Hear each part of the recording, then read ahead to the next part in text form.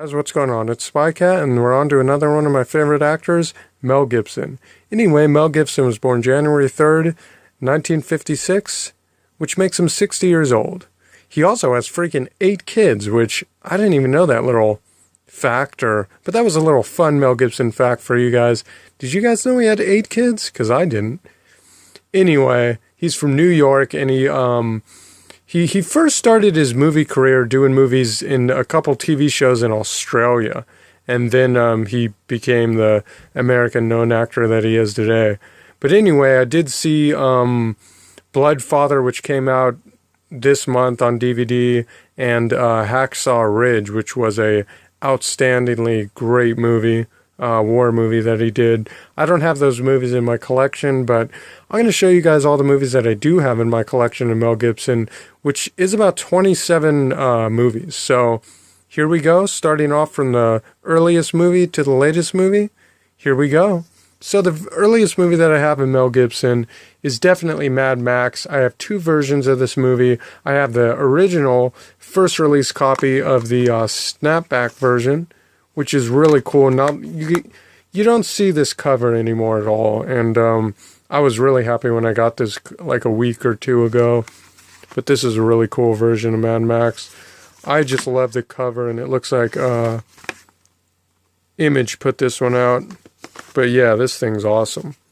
And then of course I have the special edition Mad Max version, which has the special features and all that.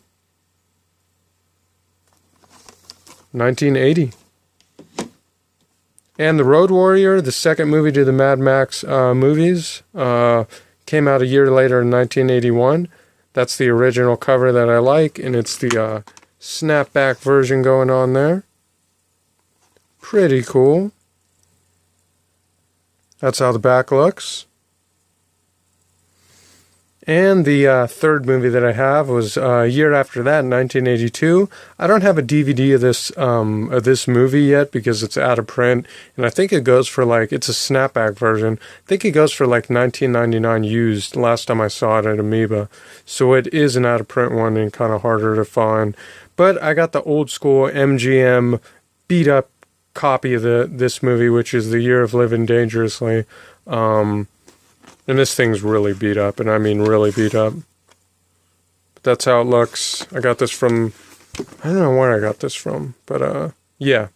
This is a real early one from 82, even a year before I was born.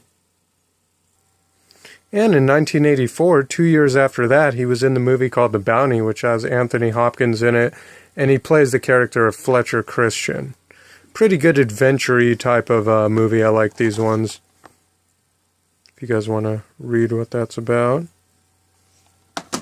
And he was also in The River with Sissy Spacek. Another great adventure movie that he did in 84. I like this one a lot. Love those adventure movies, especially ones about the river. This movie is so awesome. Love this one. And he was in Lethal Weapon, which came out in 1987. 3 years after that. I think that was 3 years, right? 4, 5, 6, yeah. Why did I even count that? Anyway, Lethal Weapon 1. I have all 3 of these that came with this like silver cover director's cut versions of the movie. Pretty cool. Love this movie, man. I watched this so many times. The way he acts in the beginning of this movie, where he like plays that depressed cop because his wife was killed, and he just is alcoholic. He wants to kill himself. That was like one of the best scenes that I ever saw Mel Gibson do, honestly, and it was in Lethal Weapon, which is kind of more of an action comedy movie. But part 1 actually was more dramatic, more drama than comedy, action. If that makes any sense. And then he was in Tequila Sunrise a year after that with Michelle Pfeiffer, which came out 1988. Also has Kurt Russell in it, one of my favorite actors. Pretty cool. And then he was in Lethal Weapon 2, which came out a year after that in 1989. Like I said, with most movies, except like, what was a movie that, there is a movie that had a sequel that did better than the first one. That's definitely Terminator 2. That's one of the only sequel movies that was better than the original one. But, you know, Lethal Weapon 1's always going to be the better one. But Lethal Weapon 2 is still really good. I watched that one a ton of times. He was in Air America, which came out in 1990 with Robert Downey Jr. I got the special edition of that one.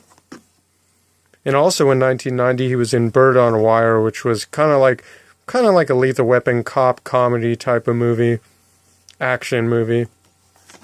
Love that original cover. I remember I used to always see this one in the movie store. In 1992, he was in Forever Young a couple years after that, which is a really good movie. He plays the character Captain Daniel McCormick. I don't even know why I'm saying the characters that he plays. I'm just reading it off IMDb. And I shouldn't do that because then it looks dumb because I'm not doing it for every single movie. If that makes any sense. But yeah, he plays Captain Daniel McCormick in this movie. And this was a pretty good movie. I like this one. Not Dying Young. Did I say Dying Young? I meant Forever Young. I always get Dying Young with Forever Young mixed up.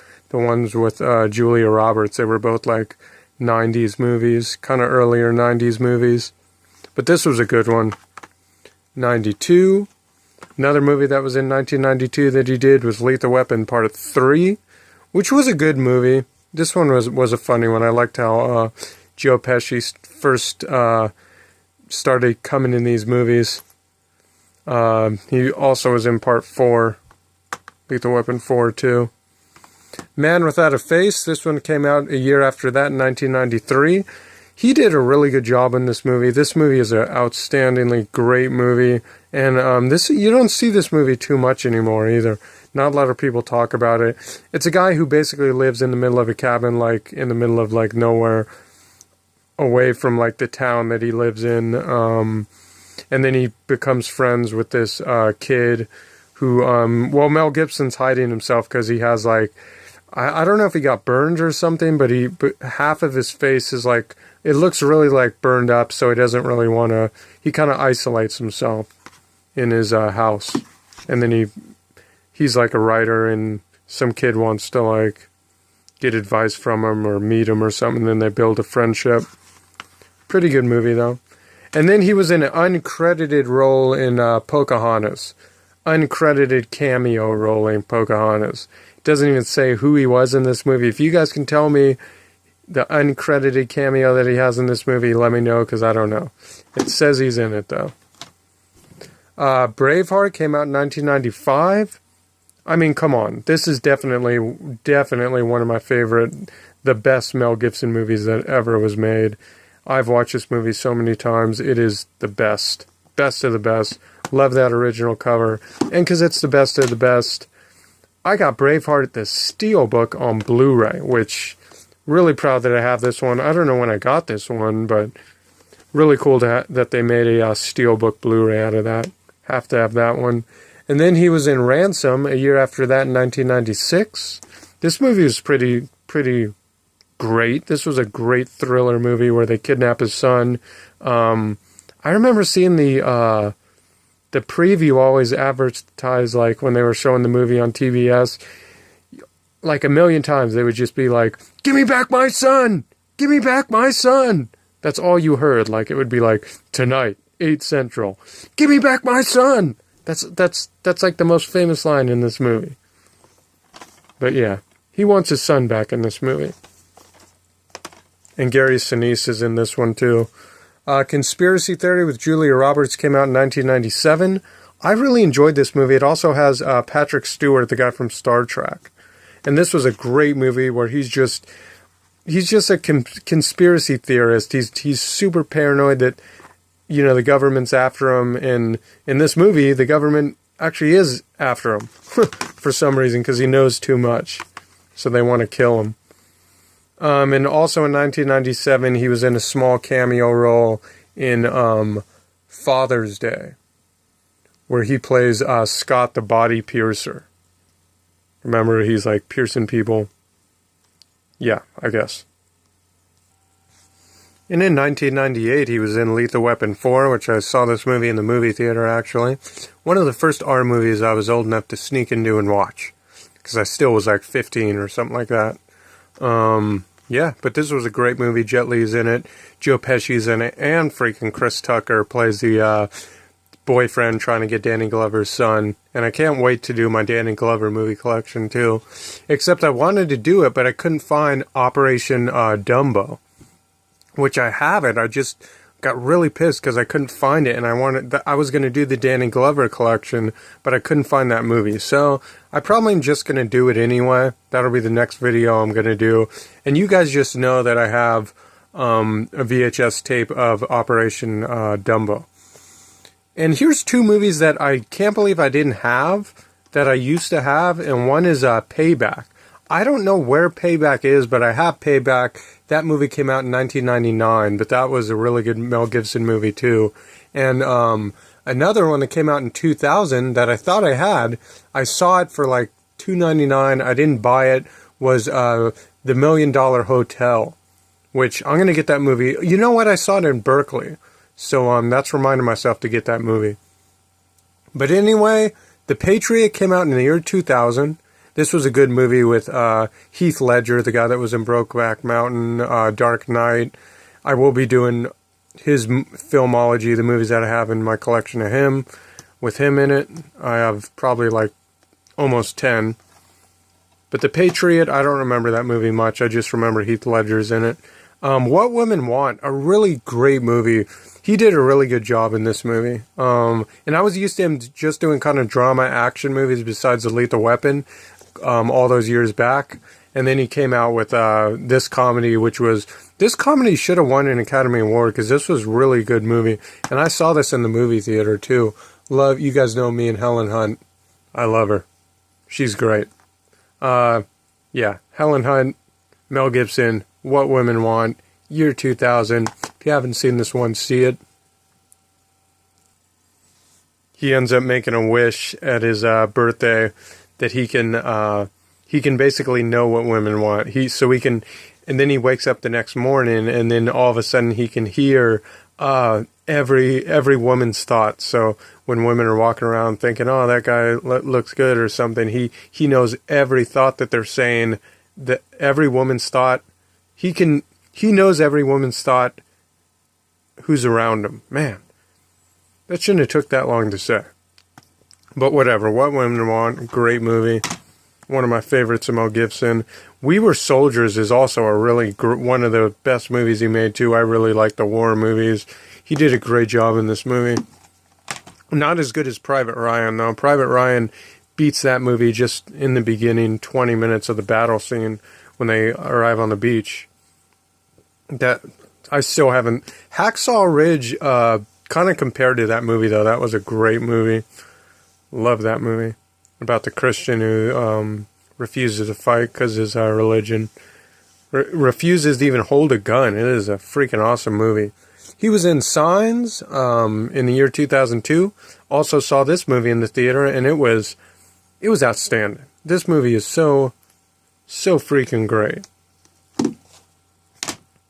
Passion of the Christ. This movie came out, I think, when did this one come out? It came out 2004, a year later. He's not in it, but it's his movie.